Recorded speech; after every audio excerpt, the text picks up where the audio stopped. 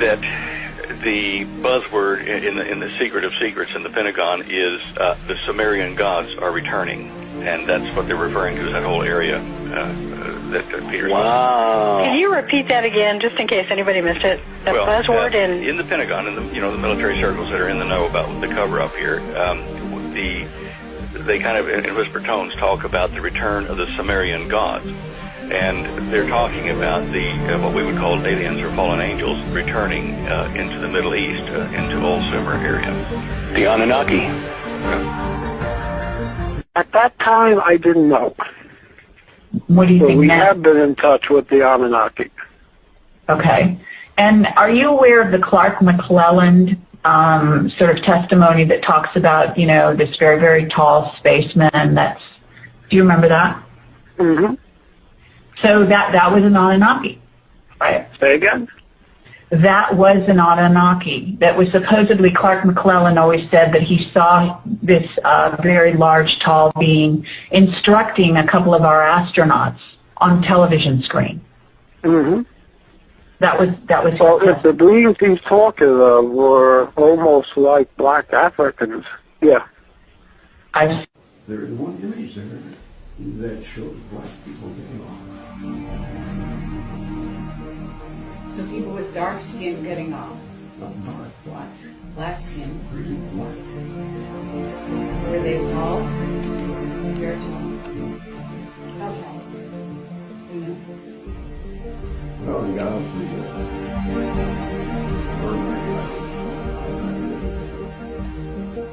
Well, what? safe 7 feet.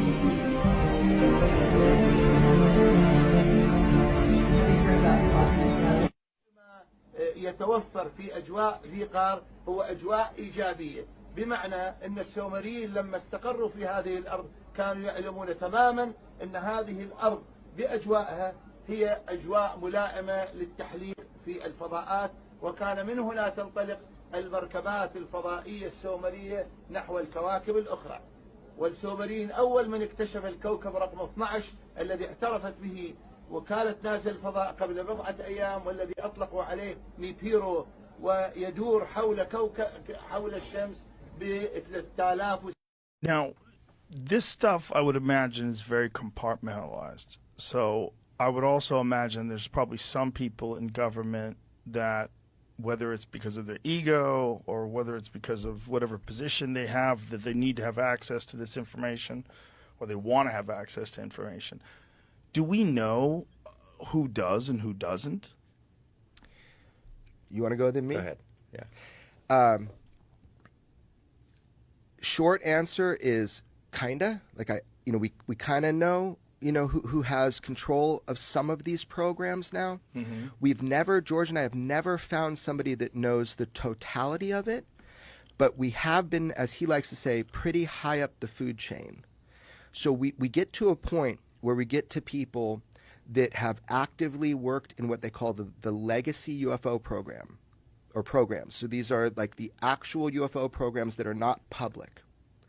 And when we get to people in that position, the brick wall for us is always this. They're like, I'm not for disclosure. And I'm like, okay, well, tell me to stop then. What do you mean? The public, you shouldn't kick a sleeping dog is one of the things we were told.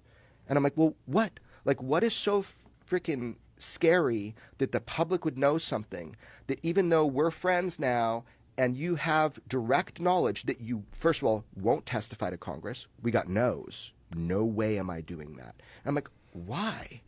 There's something.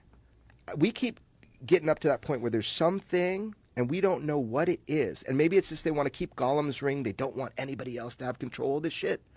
Or there's something they're not telling us that is so gnarly that they don't think people can handle it. There are, different scenarios you could explore. For example, you ask what could be so terrible that they can't tell us about it. Let's say these aliens, wherever they're from, made us, that we're a genetic experiment, that they created our religions, our religious figures, that we are an agricultural product, that somehow they harvest us, that our time is limited, that once the experiment's over, poof, we go away. I remember when there was a push back to have a designer universe, intelligent design universe in the schools. And I wrote a column about it, just said, hey, be careful what you wish for, because you might find out that the intelligent designer isn't God that you're thinking of. It might be some alien science project or something like that. You can imagine a lot of different things that would be really disturbing to people to come out. I don't know if that's the reason for the secrecy. I suspect it has a lot more to do with national security, us not wanting Russians and Chinese to know how far down the road we are. We know that to be true. We've been told that you can't tell your friends without telling your enemies. It's probably a multi-layered reason. Yeah. I just don't know the top layer. It's killing me. Well, it's interesting because how would they know the top layer? I mean, what kind of confirmation would you have to have that we were genetically engineered? Like how much data would you have to have before you accepted that? So you got compartmentalization, you said, right? So, but there are other types. There are other people that are like physically working on the machines. Then there's people that are just in a bureaucratic role. Then you've got people like David Grush who do discovery on finances and programs and interview people. This whole tapestry or mosaic of individuals leads me to feel that where there's smoke, there's fire. All of this, there's something to it. It's just, where is it from? I think we're in kind of a pushback mode now, though. Since that hearing, that might have been the high water mark. Jeremy and I have been talking about it publicly for a while. The closer we get to the goodies, the closer the public gets or Congress gets to actually seeing the saucers or finding out where the programs are, the harder these guys are going to push back. The true keepers of the secrets have dug their feet in. I mentioned about this House chairman, Intelligence Committee chairman. He represents Wright-Patterson Air Base. That he gets a lot of campaign donations from big aerospace companies. Wright-Patterson, of course, home of Hangar 18 and all the rumors about Roswell wreckage and other things being stored there. That's his district. He's the guy that said no more hearings Is on that UFOs. Representative Turner? Turner, Mike Turner. So he kind of put the kibosh on it. It claims China is a bigger threat to U.S. than aliens. Okay. Well, that's probably true. I mean, I don't know. They're probably doing a lot of stuff. Yeah, I would say that's probably... Do you guys remember... Now, there's a trick to this whole Satan thing. We find out that Enlil is really the evil one. He's known as Satan, the Lord of Eden. He was really jealous of his brother, who was very kind and nice to humans and wanted to enlighten humans and wake them up to who they really were. Matter of fact, he told humans that they had the potential to be more powerful than even them. And so because of this, Enlil was pissed off at his brother. Enlil then started telling the people that his brother was the evil one, even though he really was the evil one. And that they shouldn't listen to him. They should listen to, you shouldn't listen to him. You should listen to me. This is what Enlil was telling people. So in true reality, if you're into worshiping Satanism and things like that, what you're doing is you're worshiping Enlil, the evil brother out of the two, between Enki and Enlil. Enki was, even what Enki did when he did a genetic modification, he added something extra in the genetic modification that his brother found out about that almost made them go to war against each other. He added that you can find out about this in the myth of Adapa, which is Adam. The myth of Adapa. Look at that ancient text. You find out that Adapa was created to be even higher than the Anunnaki themselves. And who was responsible for that? Enki. Okay? So it's pretty interesting. And also, who sends Thoth back to the land of Chem to create Zep Tepi, to turn mud back into a kingdom? It was Enki. Who saved Noah? It was Enki. And this is just, Enki is the one doing all the private secret interactions and trying to keep mankind going. And Lil is the one that keeps trying to take them down. And Lil was, if you read the tablets, when there's too many people in one population and he thinks that the people are getting too loud, he would just have his guards go and kill off the people. He would dry out their crops so they could starve to death. He said the humans are making too much noise, kill them. He would just kill people like they were nothing. They meant nothing to him. So Enlil is actually Satan. That's who they're worshiping. The Anunnaki came to Earth looking for resources. The two leaders of the Anunnaki colony were Enlil and Enki. They were both highly advanced scientists who could create and clone. Enki did. Enlil called Satan in Sumerian language, which translates to the supreme leader in English, was in favor of keeping these new humans as slaves. He treated them no better than animals. In fact, the name Adam, or Adama in Sumerian, translates to animal in English. The Garden of Eden story, through this esoteric lens, features the voices of two prominent Old Testament gods. These two gods were Enki and Enlil. Enki was the god of wisdom, magic, and art. Enlil was the god of wind, storms, and kingship. Although Enlil is not God the Father, Enlil often gets credit for being the All. Enlil had impulses to dominate, and by force of will, he grew in power. So Enlil of kingship in the garden is the voice of God, and Enki, the magician artist, is the voice of the serpent. If you read the Bible literally, the serpent is the bad guy, and he's not portrayed as a god, but as the devil. Enki and Enlil, Annunaki Bible Connection Part 2. Alright, so where we left off at, I was telling y'all that Enlil basically is the god of the Bible, basically. The god that they depict in the Bible is basically Enlil, alright? Genesis chapter 2, verse 10 through 14, it refers to a conversation, okay, in which the entity speaking states, let us create man in our own image, okay, in our own image, and that the gold in the land of Eden was good. And we know he was talking to Enki, okay? You see the last spelling of his last name is Ki, so it's not planet Kai, it's actually planet Ki. Ki means land, so the first term of landlord basically stemming from Enki. He was the original landlord. Enki had a son named Marduk. Okay, this is Enki's son. Marduk was basically like a war general. He was a disagreeable too. He was aggressive like Enlil. These entities basically both wanted dominion over the planet. Okay, Marduk and Enlil. They wanted control of the whole realm, and they went to war over control of the whole realm. They both wanted control over the Sinai Peninsula spaceport, all right? But because of that, Enlil needed a servant, so he communicated with a man named Abraham. When he communicated with Abraham, basically, he formed a covenant with Abraham. He told Abraham he would give him many descendants if he was loyal to Enlil. So that's why he was loyal to Enlil, who was referred to as the Yahweh. Again, Yahweh was a title. It was a title amongst the Anunnaki for the highest rankings, okay? So it was many Yahwehs. It was more than one Yahweh. In the midst of all this going on, Marduk wanted to communicate with his home planet. He wanted to communicate with the people in the Biru. So he created a huge tower, okay, basically a tower. Now these towers, we understand ancient technology. They had towers and structures that basically had the ability of, like satellites in a sense, that had the ability of communicating and breaking through the ethers. And that's what the tower symbolized, all right?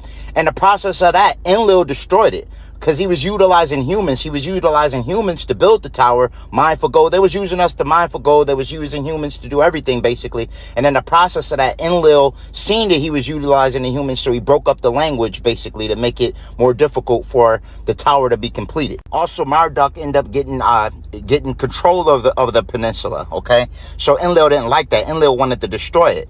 In the process of Enlil destroying it, he came across, when he wanted to destroy it, he ended up an angel, an angelic messenger, basically. They was referred to as messengers, notified Lot that Enlil was going to destroy it, you know, that it was going to be destroyed. And that when this peninsula was destroyed, the aftermath also destroyed Gomorrah. So that's what the destruction of Sodom and Gomorrah was. It was an Anunnaki war that was going on between Marduk and Enlil. The whole Old Testament is basically stems from the Enuma Elish. Okay, it's basically the Enuma Elish. It's a mixture of a lot of different books. The Epic of Creation. It's a bunch of books that compile to make the Bible. Approximately 425,000 years in the past, Enlil and Enki, beings from the planet Nibiru, made their way to Earth, their sibling rivalry fueling their quest for dominion over our planet.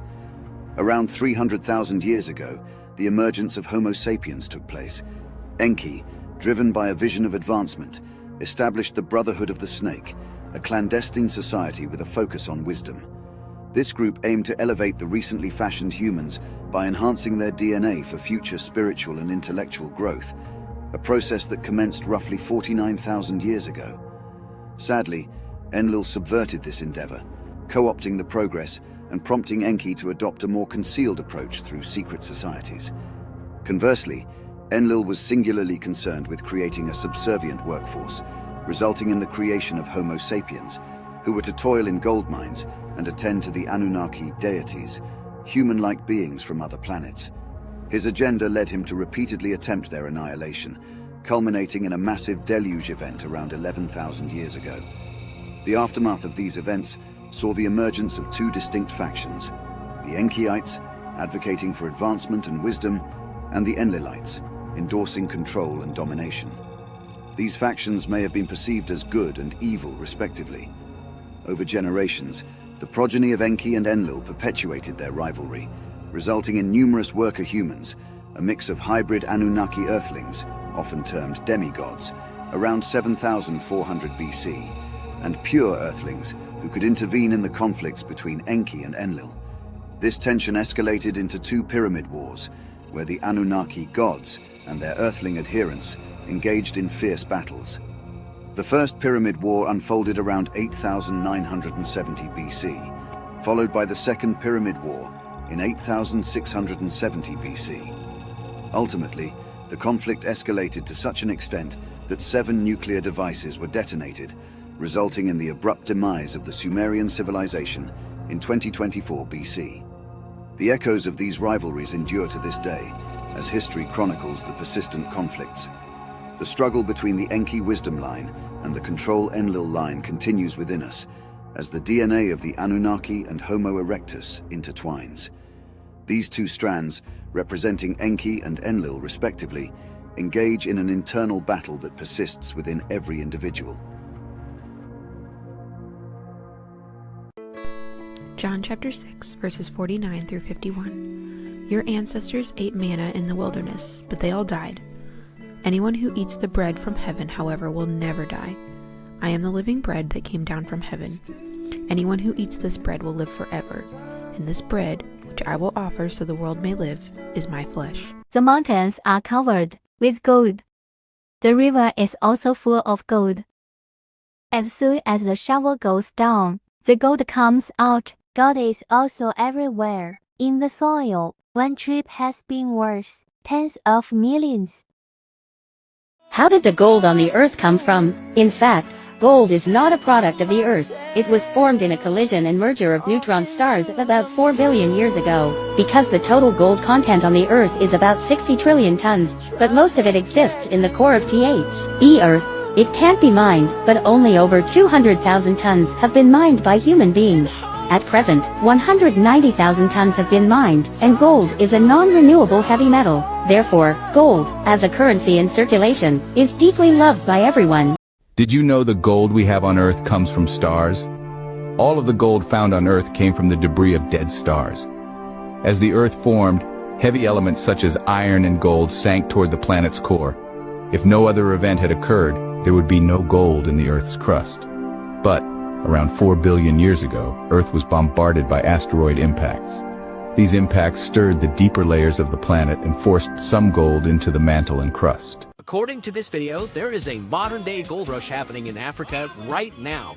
I'm a real gold prospector. Let's take a look and see if this is real gold or if you're real gullible. The color and the size of this gold checks out, and it's not very uncommon for very rich gold deposits to be found in Africa. This video was actually posted back in March of 2021 after a local journalist had taken this video after thousands of people had fled to this area in Congo where this rich gold deposit was found. Once the government found out that there was gold here, they came and banned mining as quickly as they could and verified that there was in fact a huge gold deposit here. So, since the government decided to ban mining in the area, it all checks out, we can safely say that this gold is real. A river flowed out of Eden to water the garden, and there it divided and became 4 rivers. The name of the first river is the Pishon. It is the one who flowed around the whole land of Havilah, where there is gold, and the gold of the land is good. Bdellium and onyx stone are there. The name of the second is Gihon. It is the one who flowed through the whole land of Cush. And the name of the third river is the Tigris, which flows east of Assyria. And the fourth river is the Euphrates. Genesis 2:10 through 14. So where is the Garden of Eden? With a description like that we should know, right? While the Euphrates and Tigris form what is known today as the Sha'r al-Arab, which flows into the Persian Gulf. The rivers of Pishon and Gihon, along with the regions of Havilah and Cush, have not been satisfactorily identified. Anunnaki were the dominant ETs here because of the giant gold mining operation that they created. They used gold also in a powdered form and they ingested it. What did it do to them? The Bible refers to it as manna from heaven, and they seem to have used it as a curative to keep them physically immortal, can cure disease with it. Plus it levitates. We actually have monoatomic elements in our bodies because when you bring your hand below it, it repels it. While a magnet, when you put a magnet there, it does nothing. They tried all kinds of things, bring under the white powder of gold. Only the human body would make it. During the healing session on June the 11th, 1988, the mysterious event took place, which was observed by hundreds of people. Many were left totally healed. Only a few photos exist.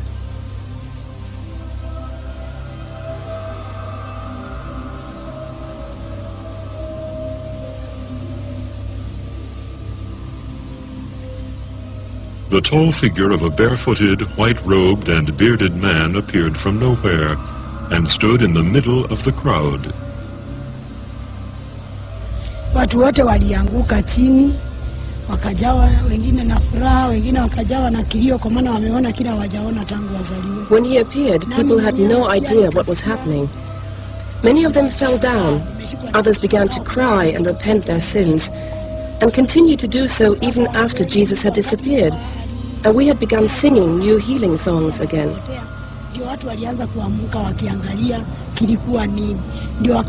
Since that day, hordes of people have been coming to Kawangware, repenting their sins and being healed and saved. But it is not me who heals, it is the power of God that heals through me.